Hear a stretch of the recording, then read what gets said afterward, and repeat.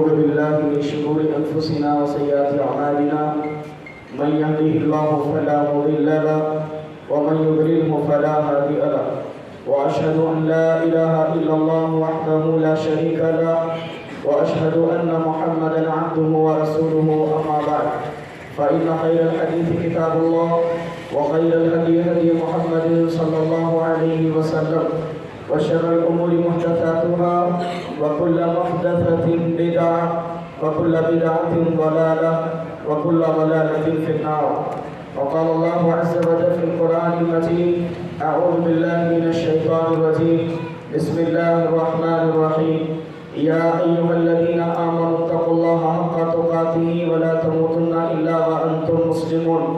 يا أيها الناس اتقوا ربكم الذي خلقكم من نفس واحدة وخلق منها زوجها وبث منهما رجالا كثيرا ونساء واتقوا الله الذي تساءلون به والأرحام إن الله كان عليكم رقيبا. يا أيها الذين آمنوا اتقوا الله وقولوا قولا سديدا يصلح لكم أعمالكم ويغفر لكم ذنوبكم ومن يطع الله ورسوله فقد فاز فوزا عظيما. وقال تعالى في مقام آخر: بسم الله الرحمن الرحيم ولتكملوا العدة ولتكبروا الله على ما هداكم ولعلكم تشكرون. محترم حاضرین کرام، قابل احترام بزرگوں، پسند پردہ خواتین حضرات، سب سے پہلے حمد و ثنا اس اللہ رب العالمین کے لیے جو ہم سب کا خالق ہے، مالک ہے، پالنہار ہے. کبریائی اس اللہ رب العالمین کے لیے جس کی بندگی میری اور آپ کی زندگی کا مقصد ہے. بعد وہ حمد و ثنا کے درود و سلام کا تحفہ نازل ہو تمام انبیاء علیہم السلام پر، بالخصوص اللہ رب العالمین کے آخری پیغمبر جناب مصطفیٰ محمد رسول اللہ صلی اللہ علیہ وسلم پر، آپ کے آل و اصحاب پر اللہ رب العالمین اپنا رحم و کرم فرمائے ہم سب پر، آمین. حاضرین کرام، رمضان المبارک کا مہینہ اپنے اختتام کو پہنچ چکا ہے، مکمل ہو چکا ہے، اور اللہ رب العالمین نے ہمیں عید کی خوشیوں سے سرفراز کیا ہے، عید کی خوشیوں سے مالا مال کیا ہے. میں جمعیت اہل حدیث کامرنڈی کی جانب سے آپ تمام حضرات کے پیش نظر عید کی مبارکباد پیش کرتا ہوں. تقبل اللہ منا ومنکم صالح الاعمال. اللہ ہمارے اور آپ کے اعمال کو، نیک اعمال کو قبول فرمائے، آمین. حاضرین کرام، عید کی مناسبت سے اللہ رب العالمین نے قرآن کریم میں رمضان کے سیاق میں جو آیت نازل فرمائی ہے اس میں اللہ رب العالمین ارشاد فرماتے ہیں: وَلِتُكْمِلُوا الْعِدَّةَ. تم رمضان کی گنتی کو پورا کرو اور اس کے بعد اللہ رب العالمین کی کبریائی، اس کی بڑائی کو بیان کرو. جیسے تکبیرات بلند کی گئی، آپ سبھی نے سنا، کہا جاتا ہے: اللہ اکبر اللہ اکبر اللہ اکبر لا الہ الا اللہ واللہ اکبر اللہ اکبر وللہ الحمد. ان تکبیرات کے ذریعے سے اللہ رب العالمین کی کبریائی کو بیان کرتے ہیں. اس کی کبریائی کو بیان کرتے ہوئے ہمارے دلوں کے اندر یہ ادراک ہونا چاہیے کہ اللہ رب العالمین کے سوا کوئی معبود برحق نہیں ہے. دین کا سب سے پہلا سبق یہی ملتا ہے، تمام انبیاء علیہ السلام کا اس کائنات میں آنے کا مقصد یہی ملتا ہے کہ سب نے لوگوں کو ایک اللہ رب العالمین کی طرف بلایا. جب ہم اللہ رب العالمین کی کبریائی کو بیان کر رہے ہیں، ان تکبیرات کو بلند کر رہے ہیں، تو ہم یہ مانتے ہیں کہ اللہ رب العالمین ہی بڑا ہے، اللہ رب العالمین ہی بڑا ہے، اللہ رب العالمین کے سوا کوئی معبود برحق نہیں ہے، اللہ رب العالمین ہی بڑا ہے. اللہ کی کبریائی کو بیان کرتے ہیں. تو رمضان المبارک کے مہینے کو اختتام تک پہنچنے کے بعد اللہ رب العالمین نے خصوصی پیغام یہ دیا ہے کہ ہم اللہ تعالیٰ کی کبریائی کو بیان کریں. تبھی تو نماز کے اندر آپ نے ابھی نماز پڑھی ہے، 12 زوائد تکبیرات کے ساتھ کی نماز پڑھائی گئی، اور وہ 12 زوائد تکبیرات یہی ہے کہ اللہ اکبر، اللہ تعالیٰ ہی بڑا ہے. تو معلوم یہ ہوا کہ اللہ رب العالمین ہی کی ذات وہ مستحق اور سزاوار ہے کہ اس کی عبادت کی جائے، اس کے علاوہ کسی اور کو اپنا معبود نہ سمجھا جائے. اللہ رب العالمین ہی سے مدد مانگی جائے. کیوں؟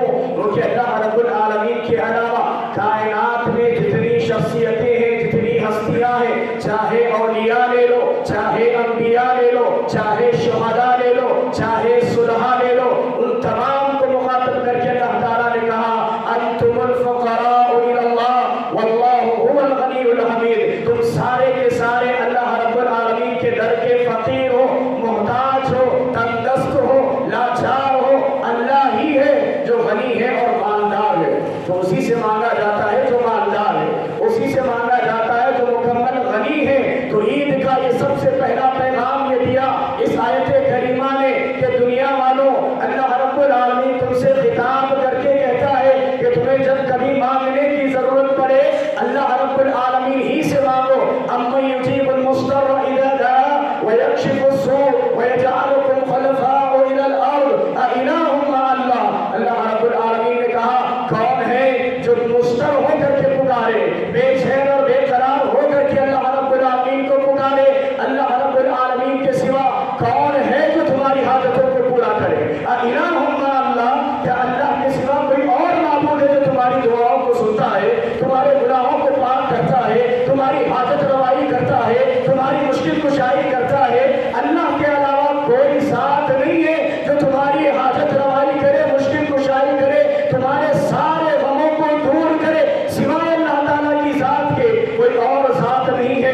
اللہ رب العالمین نے گناہگاروں کو بھی خطاب کیا، کہا وَهُوَ الَّذِي يُقْبَلُ التَّوْبَةَ عَنْ عِبَادَتِهِ، کون ہے جو بندوں کو ان کی توبہ کو قبول کرتا ہے، انہیں گناہوں سے پاک کرتا ہے۔ اتنا ہی نہیں، ان الحسنات یذہبن السیئات، لوگوں کے گناہوں کو نیکیوں میں بدل ڈالتا ہے۔ یہ اللہ رب العالمین کے سوا کوئی نہیں ہے۔ لہذا پہلی تکبیر یہ درس دیتی ہے کہ اللہ رب العالمین ہی خالق ہے، اللہ رب العالمین ہی مالک ہے۔ تبھی تو اللہ تعالیٰ نے کبریائی بیان کرنے کا حکم دیا، اور مسلمانوں کی مقدس کتاب قرآن مجید کو آپ اٹھائیے، اس کا پہلا جملہ ملتا ہے، پہلی آیت ملتی ہے الحمدللہ رب العالمین، تمام تعریفیں اللہ رب العالمین کی ہے۔ اللہ رب العالمین ہی تمام تعریفوں کا مستحق اور سزاوار ہے۔ کیوں؟ کیونکہ وہ رحمان ہے اور رحیم ہے، اور رحمان اور رحیم ہے۔ آگے اللہ تعالیٰ نے بیان کیا مالک یوم الدین، آخرت کے دن کا مالک ہے۔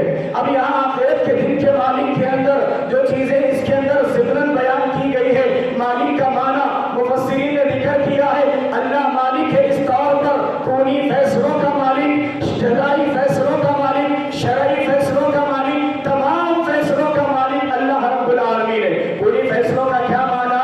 آسمان سے بارش کا نازل کرنا ہے، کس کو اولاد دینا ہے، اولاد میں کس کو بیٹیاں دینا ہے، کس کو بیٹے دینا ہے، کس کو تندرست رکھنا ہے، کس کو غنی کرنا ہے، کس کو عزت دینا ہے، کس کو ذلیل کرنا ہے، ان تمام اختیارات صرف اللہ رب العالمین کے ہیں۔ وہ اپنے فیصلے کن سے، اپنے لفظ کن سے تمام کام کر لیتا ہے۔ تو ان تمام کوئی فیصلوں میں اللہ کے علاوہ کوئی مالک نہیں۔ اسی طرح جزائی فیصلوں کا مالک، کل روز قیامت کس انسان کو جہنم رسید کرنا ہے، کس کو جنت کا مستحق اور سزاوار بنانا ہے، کس کی سفارش ہونی ہے، کس کی شفاعت ہونی ہے، کس کے گناہوں کو معاف کرنا ہے، ان تمام جزائی فیصلوں کا مالک بھی اللہ رب العالمین ہے۔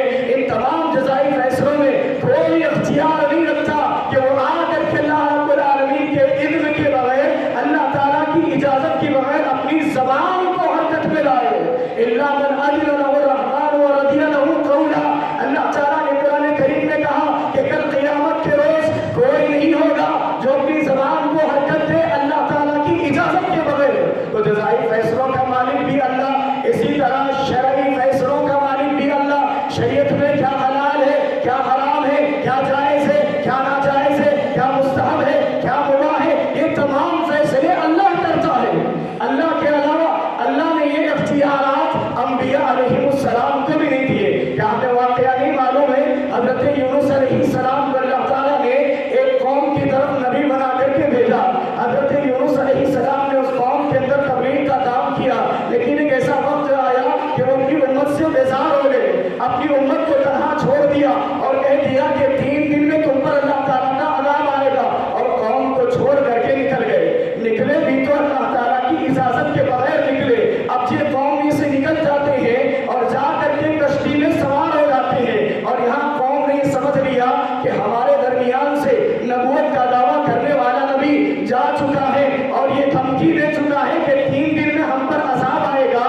عذاب آنا ہے تو لہٰذا پوری کی پوری بستی ایک میدان میں جمع ہو جاتی ہے، بچے بوڑھے عورتیں مرد سب جمع ہو جاتے ہیں، انسان جانور سب کو جمع کر لیا جاتا ہے اور بچوں کو ماں سے جدا کر دیا جاتا ہے اور سب مل کر کے اللہ تعالیٰ سے توبہ کرتے ہیں اور ایمان لاتے ہیں۔ تو اللہ تعالیٰ نے قرآن کریم میں کہا کہ کوئی بستی ایسی نہیں گزری، کوئی قوم ایسی نہیں گزری جس پر اللہ تعالیٰ نے عذاب نازل کیا اور اس کے بعد عذاب کو ہٹا دیا سوائے قوم یونس کے، کیونکہ مکمل طور پر انہوں نے توبہ کا وہ نذرانہ پیش کیا جو دیگر قوموں نے پیش نہیں کیا۔ یہاں اس قوم پر سے اللہ تعالیٰ نے توبہ کرنے کی بنا پر عذاب کو ہٹا دیا، لیکن اس نبی کا کیا ہوا جس نبی نے اللہ کے اذن کے بغیر اپنی بستی کو چھوڑا؟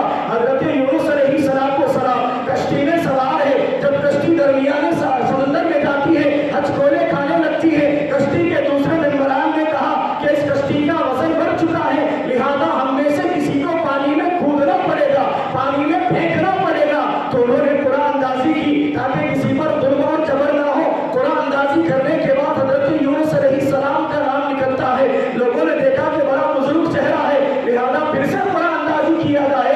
3 مرتبہ قرآن اندازی کی جاتی ہے تو 3 مرتبہ حضرت یونس علیہ السلام کا نام نکلتا ہے۔ جب تیسری مرتبہ بھی نکلا تو لوگوں نے کہا کہ اب یونس علیہ السلام کو سمندر میں پھینکنا پڑے گا، اور یہاں پر سب نے متفق ہو کر کے یونس علیہ السلام کو سمندر کی نظر کر دیا، لیکن اللہ رب العالمین نے مچھلی کو حکم دیا جا میرا بندہ اس سمندر میں بھیجنے والا ہوں، سمندر میں پھینکا جانے والا ہے، اس کو اپنے پیٹ میں جگہ دے اور خبردار اس کی ہڈیوں کو نہ توڑنا اور نہ اس کے گوشت کو متاثر کرنا۔ بس ہم اپنے نبی کو سبق سکھانا چاہتے ہیں کہ میری اذن اور اجازت کے بغیر اپنی بستی کو چھوڑ کر کے نکل گیا، اپنی قوم کو چھوڑ کر کے نکل گیا۔ حضرت یونس علیہ السلام مچھلی کے پیٹ میں ہے، سمجھتے ہیں کہ یونس تو فوت ہو گیا، لیکن کچھ دیر بعد جب اپنے جسم کو حرکت دیتے ہیں تو سمجھ جاتے ہیں کہ میری ابھی حیات باقی ہے۔ اس مچھلی کے پیٹ میں جو مچھلی نے انہیں سمندر کی تہہ میں لے جا کر کے رکھ دیا تھا، انہوں نے اس تہہ کے اندر اللہ رب العالمین کی تسبیحات کو سنا۔ اللہ تعالیٰ کی دیگر مخلوقات ہے جو اللہ تعالیٰ کی سمندر کے تہہ میں تسبیحات کو بیان کر رہی ہے، تو وہی اس مقام پر انہوں نے اللہ رب العالمین کی عبادت کی اور کہا کہ اللہ میں نے ایسی جگہ تیری عبادت کی ہے آج تک کسی نے اس جگہ پر تیری عبادت نہ کی ہو۔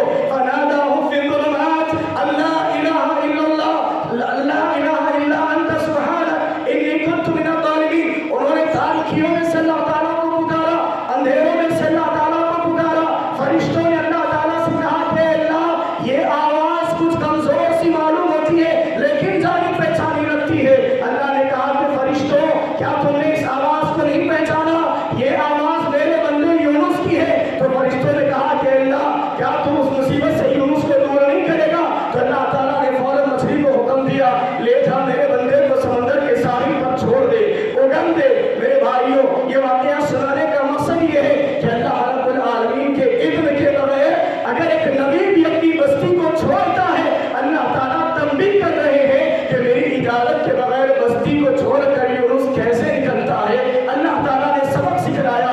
یہی نہیں میرے اور آپ کے نبی امام الانبیاء سید ولد آدم امام الانبیاء اللہ کے رسول محمد رسول اللہ صلی اللہ علیہ وسلم نے ایک موقع پر جب شہد کو اپنے اوپر حرام کر لیا کہا کہ میں آج کے بعد شہد کا استعمال نہیں کروں گا۔ اللہ رب العالمین نے قرآن کریم میں آیتوں کو نازل کیا اور کہا یا ایھا النبی لم تحرم ما احل اللہ لک تبتغی مرضات ازواجک۔ اے اللہ کے نبی اس چیز کو اپنے آپ پر آپ نے کیوں حرام کر دیا جس کو اللہ نے آپ کے لیے حلال کر دیا تھا؟ کہ آپ اپنی ازواج کی جو رضا چاہتے ہیں۔ میرے بھائیوں جزائی فیصلوں کا مالک اللہ، شرعی فیصلوں کا مالک اللہ، تو اللہ رب العالمین کی یہ ذات ہے جو اس بات کی مستحق ہے کہ تعریف اسی کی ہونی چاہیے، ہم کو ثنا اسی کی ہونی چاہیے۔ تو عید کی مناسبت سے پہلا پیغام ہم آپ کو یہ دینا چاہتے ہیں کہ اپنی زندگی میں اللہ رب العالمین کا تعارف رکھیں۔ معرفت الہی ضروری ہے۔ انسان کی زندگی میں اگر اللہ تعالیٰ کی ہدایت نہیں کچھ بھی نہیں ہے۔ مال و دولت اگر ہے اگر ہدایت نہیں ہے اللہ کو نہیں پہچانتے مال کا غلط استعمال کریں گے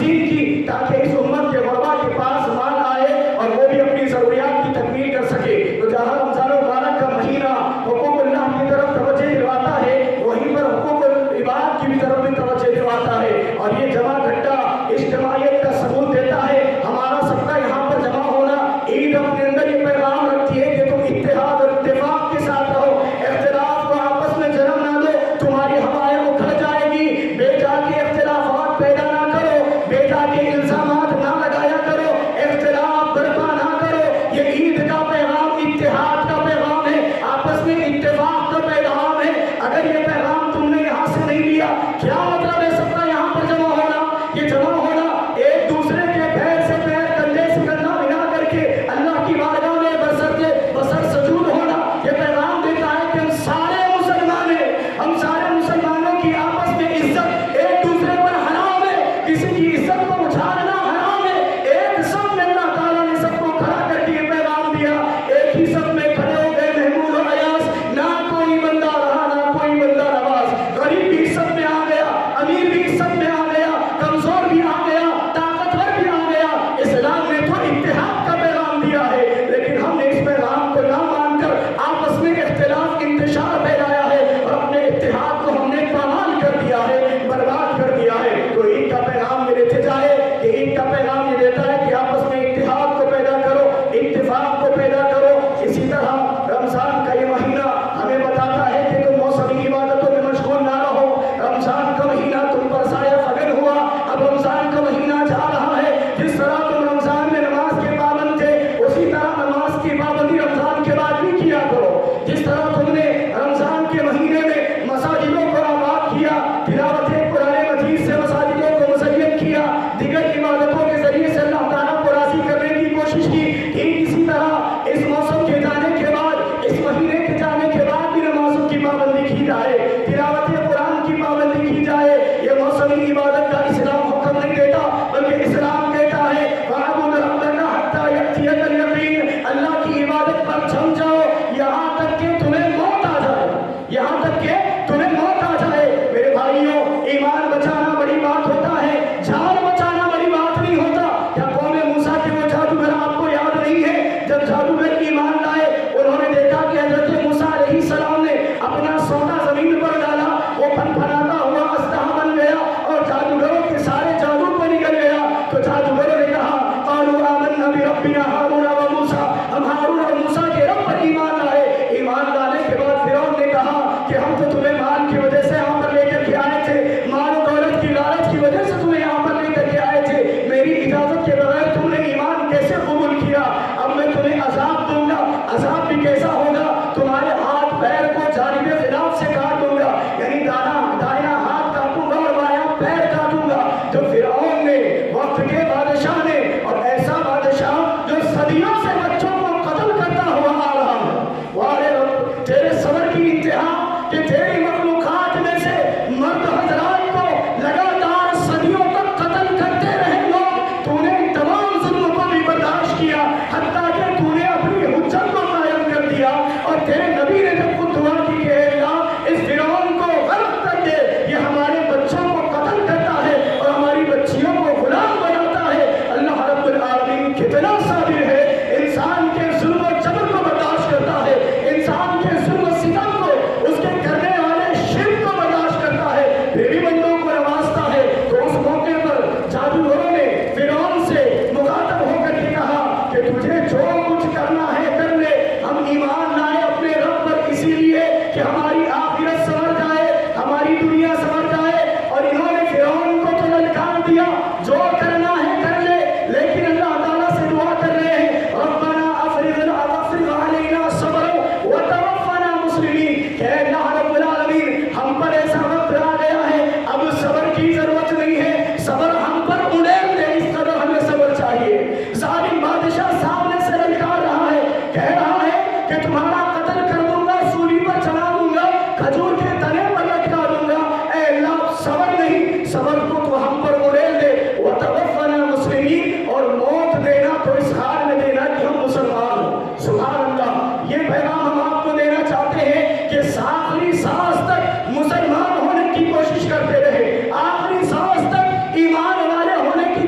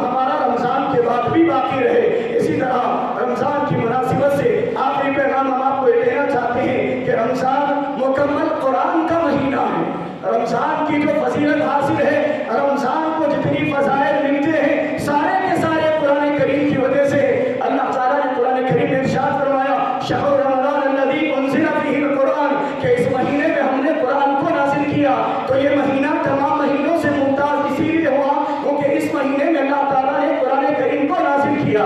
یہ مہینے کے اندر آخری عشرے کی 5 راتیں ایسی ہوتی ہیں جن راتوں کے اندر لیلۃ القدر پڑتی ہے، اور اس لیلۃ القدر کے بارے میں کہا گیا لیلۃ القدر خیر من الف شہر، کہ یہ ایک رات جس میں اللہ تعالیٰ نے قرآن کریم کو نازل کیا 1000 راتوں سے افضل ہے. کیوں بنی ایک رات 1000 راتوں سے افضل؟ کیونکہ اس مہینے میں قرآن اور اس رات میں قرآن کو اللہ تعالیٰ نے نازل کیا. تو جس مہینے میں نازل ہو وہ مہینہ تمام مہینوں سے افضل کہلائے، جس رات میں نازل ہو وہ رات ساری راتوں سے افضل اور 1000 راتوں سے بہتر کہلائے. جس نبی پر نازل ہو وہ نبی سارے انبیاء کے سردار کہلائے. جو فرشتہ لے کر کے آیا وہ فرشتہ سارے فرشتوں کا سردار کہلایا. جس امت پر نازل ہوئی وہ امت ساری امتوں پر امتیاز رکھتی ہے، اور جس شہر میں نازل ہوئی اس شہر مکہ کو ام القرآن کہا گیا. تو اس قرآن نے جس جس سے اپنا رشتہ جوڑا سب کو امتیاز حاصل کیا، سب کو ممتاز کر دیا. تو اب جس کی زندگی میں قرآن ہے اس کی زندگی ممتاز ہے. جس قوم جس بستی میں قرآن ہے وہ بستی ممتاز ہے، وہ بستی زندہ ہے، وہ بستی میں اللہ رب العالمین کا ذکر ہے. پتہ ہے اللہ رب العالمین نے قرآن کریم میں کہا کلا انہا تذکرہ فمن شاء ذکرہ، کہ جو چاہے اللہ رب العالمین کو یاد کرنا اسے چاہیے کہ وہ یہ صحیفے پڑھے جو صحیفے پاک فرشتے اٹھا لیتے ہیں. یعنی قرآن کریم کو پڑھنا گویا کہ اللہ رب العالمین کو یاد کرنا ہے، اللہ تعالیٰ کا ذکر کرنا ہے. میرے بھائیوں قرآن کریم یہی ہوگی جس کو نہ پڑھنے کی بنا پر آج قوموں نے قرآن کریم کو پس پشت ڈالا، قرآن کریم کو چھوڑا. آپ کو پتا ہے کل روز قیامت اللہ رب العالمین نزول فرمائے گا، فرشتوں کے ساتھ نزول فرمائے گا. اس کے نزول کی یہ حیرت ہوگی کہ فرشتے سب تک سب باندھ کر کے کھڑے ہو جائیں گے، جہنم کو کھینچ کر لایا جائے گا. اللہ رب العالمین جل جلالہ نزول فرمائے گا. وہ نزول فرمانے کے بعد اللہ رب العالمین کی عدالت قائم ہوگی. اس عدالت میں پیارے نبی صلی اللہ علیہ وسلم اپنا مقدمہ پیش کر رہے ہیں، اپنا مقدمہ درج کر رہے ہیں. مقدمہ نہیں بلکہ اپنی امت کی شکایت کر رہے ہیں. کیا شکایت ہے؟ اللہ رب العالمین سے پیارے نبی صلی اللہ علیہ وسلم کہیں گے وقال الرسول یا ربی ان قوم اتخذوا هذا القرآن مہجورا، اے اللہ میری اس امت نے قرآن کو پس پشت ڈال دیا تھا، قرآن کو بہت پیچھے چھوڑ دیا. قرآن کریم نازل ہوا تلاوت کی غرض سے، قرآن کریم نازل ہوا ہدایت کے لیے، قرآن کریم نازل ہوا ہمارے نظامی فیصلوں کا حل کرنے کے لیے. بتائیے کیا اس امت نے قرآن کریم کا ادا کیا اس اعتبار سے کہ اس کی تلاوت کرے؟ ایک مہینے کے بعد کسی گھر قرآن پڑھی نہیں جاتی. معاف کریے ہمارے گھروں میں قرآن کریم آتا ہے یا تو بچی کے دہیج میں ساتھ میں لے کر کے بہو آتی ہے، یا کوئی تحفہ کے لیے تو ہمارے گھر میں قرآن آتا ہے. کوئی خرید کر کے قرآن گھر میں نہیں لاتا. گھر میں سب کے پاس اپنے اپنے موبائل ہے، لیکن معاف کرنا ہمارے گھروں میں سب کا اپنا اپنا قرآن موجود نہیں ہے. کوئی قرآن کریم کو پڑھنے میں کمپٹیشن نہیں کرتا. یہ حالت ہم نے تلاوت کے اعتبار سے قرآن کریم کی کر دی ہے. قرآن کریم کو پڑھنے والوں نے مختلف غرض سے پڑھا، بعض پڑھ رہے ہیں کمائی کے غرض سے. آپ جا کر کے دیکھ لیجئے امت نے قرآن کریم کو مکمل ایک مہینے میں بھی سننا نہیں چاہا. اس قوم کے تجار تاجر لوگ جنہیں رمضان کا مہینہ تجارت کا مہینہ معلوم ہوتا ہے، انہوں نے یہ کیا کہ ہمارے آخری دنوں میں یعنی رمضان کے آخری 15 دنوں میں تجارت بڑی عروج پر ہوتی ہے، تجارت بڑی مالا مال ہوتی ہے. لہٰذا ہم پہلے 10 شبی شبینہ، 6 شبی شبینہ، 3 شبی شبینہ، حد تو یہ ہے کہ 1 شبی شبینہ پڑھ کر کے قرآن کریم کو ختم کر دیں گے تاکہ آخری اشروں میں آخری اوقات میں ہم تجارت کر سکے سکون سے. اور بتائیے ماہرین حفاظ کو لے جا کر کے کھڑا کر دیجئے ان 3 شبی شبینہ پڑھنے والے حافظ کے سامنے اور سنیے گا کہ وہ قرآن کہاں سے پڑھ رہا ہے. کوئی حق ادا نہیں ہو رہا ہے. رتل القرآن ترتیلا، اس آیت کا حق ادا نہیں ہو رہا ہے کہ قرآن کریم کو ٹھہر ٹھہر کر کے پڑھا جائے. تجوید کا کوئی لحاظ نہیں، لحن کا کوئی لحاظ نہیں. بس حافظ کو ایک رات میں پوری قرآن اثر الحمدللہ سے لے کر والناس کی سین تک ختم کرنا، کیونکہ اس کی بڑی اجرت دی جا رہی ہے. بیچارے اس کی اجرت دی جا رہی ہے. لہٰذا تلاوت کے اعتبار سے بھی ہم نے قرآن کا ادا نہیں کیا. جب اللہ تعالیٰ نے اس کو ہدی للناس کہا کہ یہ ہدایت کی کتاب ہے. اب بتائیے کوئی داعی اسلام، کوئی مبلغ اسلام قرآن کو چھوڑ کر، قرآن سے بے نیاز ہو کر کیا دین کی تبلیغ کر سکتا ہے؟ کیا دین کی تبلیغ دوسروں کے سامنے پیش کر سکتا ہے؟ قطعاً نہیں کر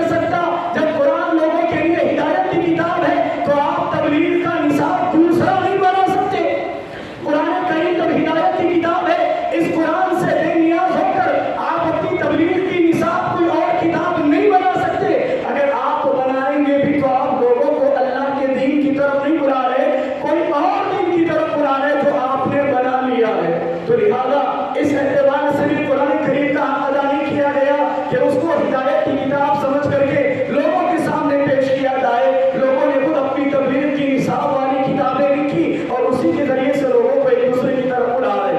तीसरे एतबार से फैसल की किताब है, फैसलों की किताब है। हमारे निसाई मामलात में हमने कुरान को फैसल भी ना माना, अपने निसाई मामलात इख्तिलाफात को कुरान करीम में तलाश नहीं किया, दिगर जगहों पर जा करके देखिए मियां बीवी आपस में लड़ रहे हैं, बेदीनी की राह पर लड़ रहे हैं। एक शराबी अपनी बीवी को शराब की हालत में, नशे की हालत में तलाक दे रहा है, कोई गुस्से की हालत में तलाक दे रहा है, कोई हैज की हालत में तलाक दे रहा है, कोई मुबाशरत किए हुए हालत में तलाक दे रहा है, कोई कह रहा है कि मैं तुझे सितारों के मानी तलाक देता हूँ, मैं तुझे फला तलाक देता हूँ, और वो तलाक को तस्लीम भी किया जा रहा है।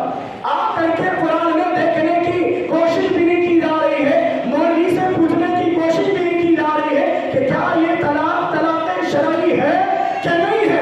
बस इसको तलाक कह दिया गया और मियाँ और बीवी के अंदर जुदाई डाल दी गई। यही मामले को जब हुकूमत ने देखा, हुकूमत के कुछ ऐसे शर्त पसंदों ने देखा तो शरीयत के अंदर मुदाखलत कर दी और इस मसले को जो शरई मसला था सियासी